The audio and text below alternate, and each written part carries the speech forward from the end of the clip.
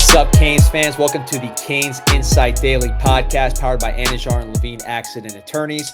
It is Portal Day. The portal is officially open. We're going to keep this thing rolling with the portal every day, so keep checking in with the daily podcast. We will keep you up on the latest, and there's a lot of news already. Jakari Brown, much talked about in the last week or so, has officially entered the transfer portal. We'll talk about the impact of that, some of the things that went into that decision. Other portal entries, Logan Sagapolo, backup guard in the portal, and then some folks on other teams who Miami may or may not be pursuing. We'll talk about that along with the global portal strategy for the Miami Hurricanes. First, I want to tell you about my friends at Anijar Levine Accident Attorneys. They're not jumping in the portal. They'll be right here in the state of Florida to take care of your needs. If you or someone you care about has been injured in an accident, could be entitled to significant compensation, reach out to Anijar and Levine, 1-800-747-FREE. 1-800-747-3733. Take back control of your life with the absolute best in Anijar and Levine. All right, so the news of the day. Everybody's talking about it. Jakari Brown has officially entered the transfer portal. You know, the timing is interesting. I'm not surprised by the move, but there's a lot of discussion about him a week ago. He goes and has his best week of practice. Probably was the best backup quarterback in the spring game after really having a tough spring before that point. So guaranteed to generate a lot of controversy, but he has entered the portal. I think there was a candid discussion with him. He was running fourth in this backup quarterback battle. Whether he should have been or not, I'll leave that up to debate, but that's certainly where he landed on the depth chart. I think his best opportunity to play at Miami would have been to switch positions to wide receiver. He obviously wants to continue his career at quarterback, so he is moving on where he will have an opportunity to play quarterback. You know, my thoughts on the move, and again, you saw the tweet from Hayes Fawcett confirming and making it all official. If you go back and look, this is a guy who has had moments at quarterback. You know, you can see some of the clips here of him scoring touchdowns against Rutgers, against Georgia Tech. Go back to Georgia Tech game. He was able to win that game, played efficiently, did a nice job leading the team, making the plays that needed to be made. Really the high point of Jakari. That was his true freshman season. Has some rough moments against Clemson, against Florida State. You know, last year doesn't do a whole lot. The Rutgers game in the bowl gets a chance to start and does a nice job, puts Miami in a position to potentially win that game. Missed some throws he probably should have made, but also was able to make some tough throws to Restrepo, run it for a few first downs, run for a touchdown. So mixed bag, but gave Miami a chance to win. My view on Jakari Brown. He is the best talent physically behind Cam Ward, as far as size, as far as speed, as far as arm strength. Intangible wise, great kid, smart kid, has what you want, you know, in terms of the makeup. I think the issue with Jakari is that this is a team that is built around Cam Ward. Cam Ward is the guy. It's his offense. You're not building an offense around Jakari Brown as a backup quarterback. So the unique strengths of Jakari Brown, his ability to run, and not just run to create, which Poffenbarger can do, which Cam Ward can do, but the ability to run for yards and be a weapon on designed runs, that's unique to Jakari Brown. It's not really part of Cam Ward's game. So that's something you'd have to put into the playbook that's different than what your starting quarterback does. You could do it on the fly. You saw it in the bowl game, but it's not something you're going to live off of. I think that hurt Jakari Brown. Trying to run an offense built around Cam Ward as the backup, he struggled at times with his accuracy, his footwork, his consistency. Short, intermediate, really struggled again. Placement, consistency, footwork, those areas. Flash, especially when it came to those downfield passes, he did have an arm. Sometimes the deep ball was on too tight of a line, but he could occasionally hit nice deep balls. You saw that in the spring game to Jackson Carver.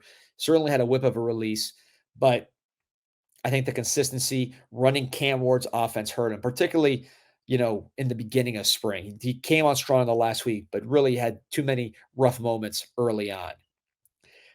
To me, if he stayed in Miami, his best chance would have been to play wide receiver because I didn't see an offense being built around him at Miami. So wide receiver, certainly with his size, his speed, his athleticism, could have been favorable to him at Miami. That doesn't mean he cannot be a quarterback. My personal opinion is I think he can be a winning quarterback at the college level. Has he improved enough that you say this guy's going to have a pro future quarterback? He has not improved at that rate. Maybe that happens at his next stop. He certainly has the physical tools. But to me, if he wants to play quarterback, go to a smaller school that is going to build an offense around you or that already is used to running the ball with their quarterbacks. Go there, use your running game to set up your passing game, simpler throws, and then expand from there. As he gets more snaps, he'll improve as a passer, and you can build more of a passing offense. You saw that with Jalen Hurts, who was very run focused at first, and then the passing continued to add on. I thought Jalen Hurts probably was a better passer from the beginning than Jakari, but that's the model that you want to follow. There was certainly improvement in Hurts' game as he got more snaps on the field. There's only so much improvement you can do in practice. So with Jakari Brown, you wish him well. He definitely cared about Miami, liked being here. I think he wanted to be here. It just didn't work out because this is the Cam Ward show, and Jakari Brown really is not the top backup for Cam Ward. Could he have been useful in Wildcat snaps? I think so. I think he probably should have done more of that while he was here because it is a unique short yardage weapon with his size and his ability to throw if they overcommit to the running game. But it didn't happen, and now he moves on. I hope he lands at a place that's going to utilize his skill set and build around him as opposed to fitting him into a system, which for Miami, it makes sense. Your system's Cam Ward, but another place, it might fit more cleanly with what Jakari Brown does. So best wishes to him. You will see that battle between Emory Williams and Reese Poffenbarger continue throughout the summer into camp. I promise you the spring game was not their best performances. Both of those guys look better at other times of the spring, but under the lights, didn't perform. So that's going to be a position Canes fans are going to be concerned about a little bit. But I do think that Reese and Emory have more than what they showed in that spring game. Certainly, Emory, you saw it on the field against Clemson. Reese, you saw it at Albany against much different competition, but he also flashed it at times in practice. Jakari Brown wasn't the only guy to transfer from the Miami Hurricanes.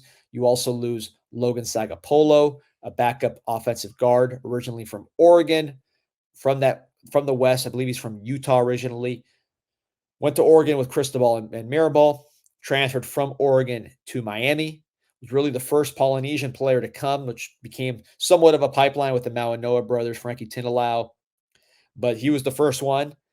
Started a game his freshman year. Did get a lot of playing time his freshman year.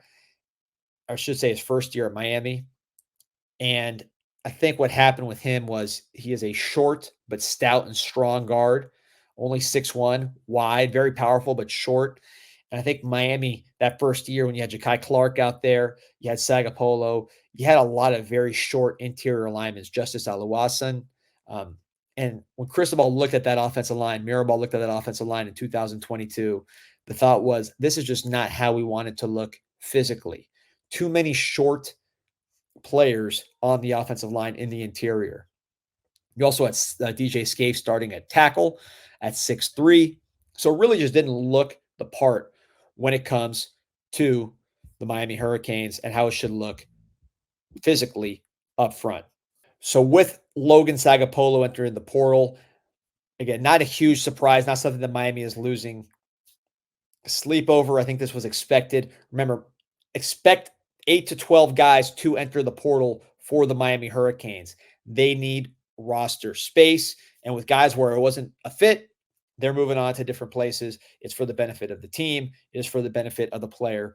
Both Jakari and Logan, I feel, fall into that category. Miami will continue to recruit massive offensive linemen. I think some of the guys that you saw playing tackle for Miami, whether it was Samson Okunlola, who played right tackle in the spring game, Matt McCoy, who played right tackle at parts of the spring, played left guard in the spring game, Tommy Kinsler, who's been playing tackle exclusively in the spring. You could see any one of those guys go into guard. Also, potentially Francis Mauanoa, the freshman All-American tackle, could come into guard with someone else playing tackle. Miami has an abundance of tackles, and that's a good thing, because then your backup guards are the tackles that don't start, and all of them have big-time body types. Again, that's the shift from your first year with short guys to now massive offensive linemen. But best wishes to Jakari, best wishes to Logan. And we have a third transfer portal entry hot off the presses, which is that Travon Citizen, the running back from Louisiana, is entering the transfer portal. Again, this is not a surprise. Citizen is someone who has struggled to come back from a terrible knee injury he suffered in fall camp in one of the scrimmages. Had a setback when he tried to come back last year. So really, far behind in his rehab process through no fault of his own. Just a lot of bad luck. You saw him with the big bulky knee brace. There were flashes of Citizen coming back during spring, some of the old Citizen, some of the old speed, but it was still clearly a process. He did not look like someone who was going to help right away. He's someone that has been a very pricey player, to be perfectly candid, due to the contract he signed out of high school as a top recruit. So I think with him, it's best to get a fresh start and maybe build up slower to getting back to his old form at a new place. And then with Miami, reinvest some of that NIL money in a player who is further along in their rehab and not dealing with a mountain to climb or a hill to climb in terms of their recovery.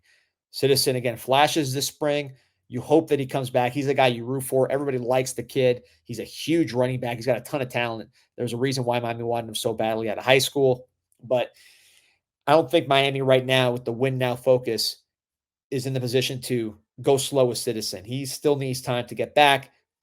Different place, better opportunity to build slower to the player that he could be. I think Travon Citizen was a situation where it just made sense to move on because he was not there when you saw him in spring. Doesn't mean he won't be there in the future, but it just wasn't going to happen anytime soon for the University of Miami. So what does that mean? Now you got players leaving the roster. You needed to lose players in order to have the space to add players and also be under the limit. Of course, financial obligations go out. So more financial obligations to provide for other players.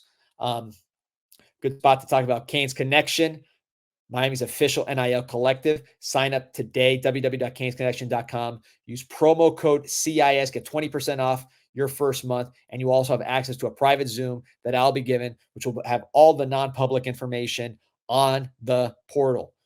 I believe we probably will record sometime later this week, maybe Thursday, and I'll give you everything I know about the portal that I can, that cannot be shared in a public forum. So please sign up for Canes Connection, be part of the solution. This is all something that's going to cost money, right?